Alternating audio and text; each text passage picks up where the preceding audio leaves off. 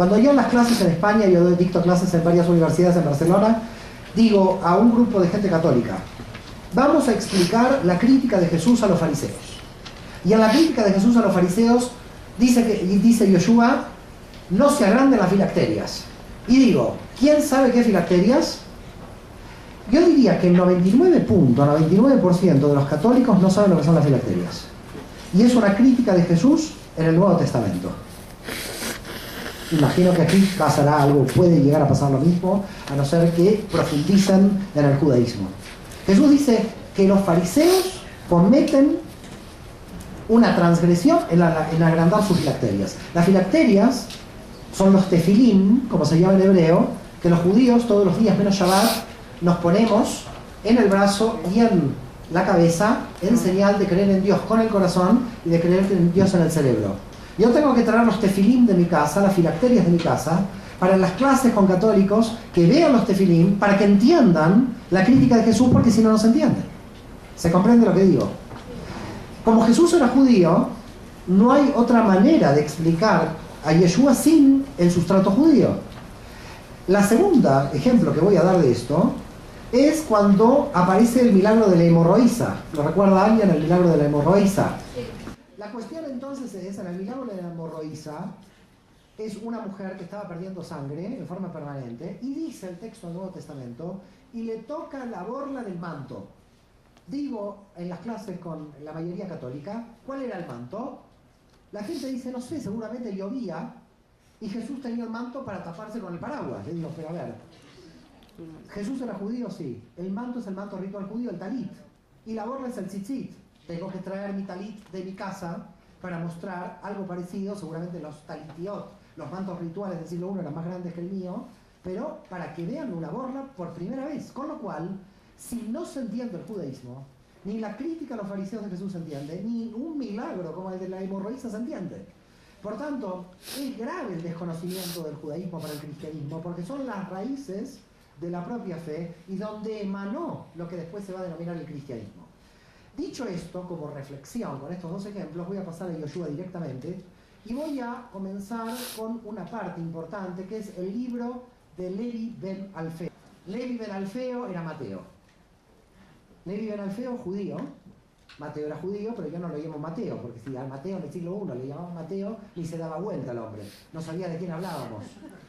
El primer libro que un cristiano lee es el Evangelio de Levi ben Alfeo, de un judío.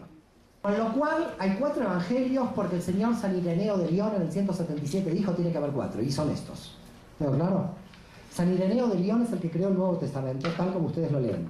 No lo creó ni Jesús, ni Pablo, ni Pedro, ni nadie. San Ireneo de León en el 177 dijo estos son los 4 y los demás quedan fuera. Reflexión de un seminario porque quedaron afuera los demás, pero no voy a entrar ahora en eso.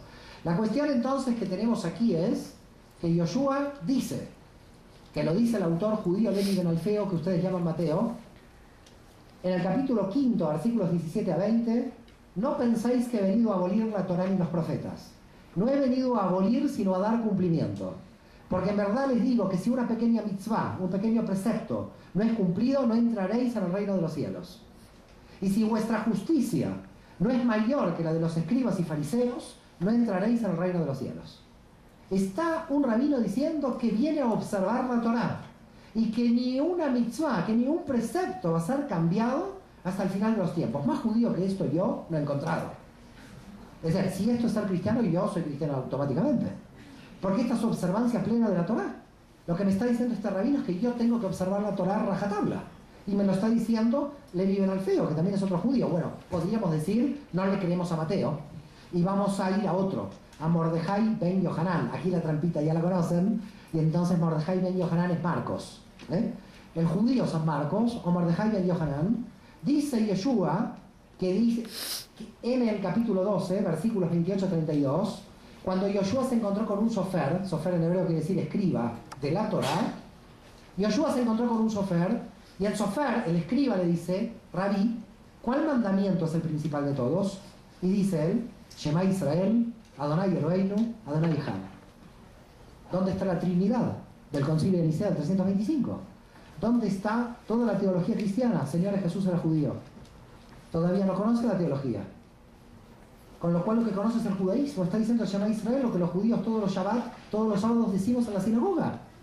Con lo cual puedo decir, tampoco le creo a Marcos, de lo que está diciendo en el propio texto del Nuevo Testamento. Entonces me voy a Juan, para ya tomar al judío Yohanan y decir, bueno, vamos a Yohanan a ver qué dice Yeshua.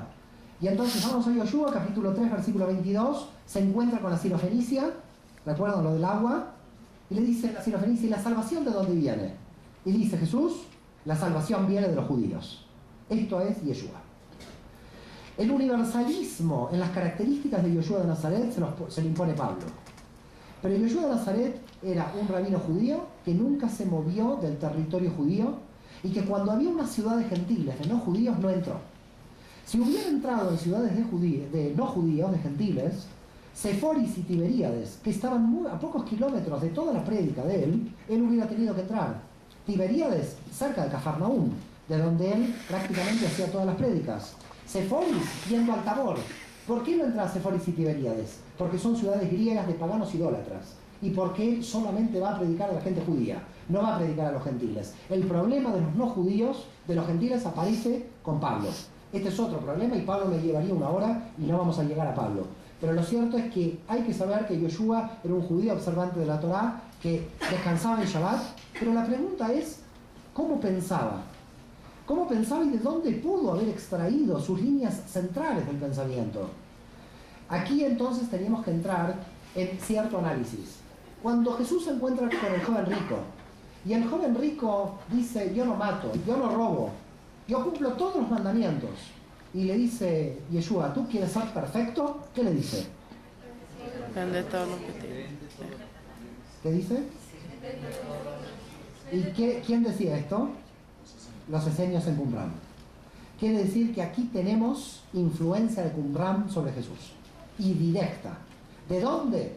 Puede ser su primo, Juan el Bautista, que indudablemente por la comida que comía, que aparece en el Nuevo Testamento, es la misma comida que aparece en Qumran, en los restos arqueológicos de Qumran. Es posible que Juan el Bautista haya vivido en grupos de Qumran, y por eso era bautista, porque justamente el bautismo era la esencia del movimiento de Qumran. El segundo punto era lo que dijimos antes: de esta generación no van a pasar hasta que sucedan estas cosas, apocalípticas. Por tanto, esto también viene de Qumran. Quiere decir que lo que tenemos aquí es que indudablemente hay una ideología en el Rabí Yeshua que proviene del movimiento esenio de Qumran. Segundo punto, aquí tenemos otra cuestión.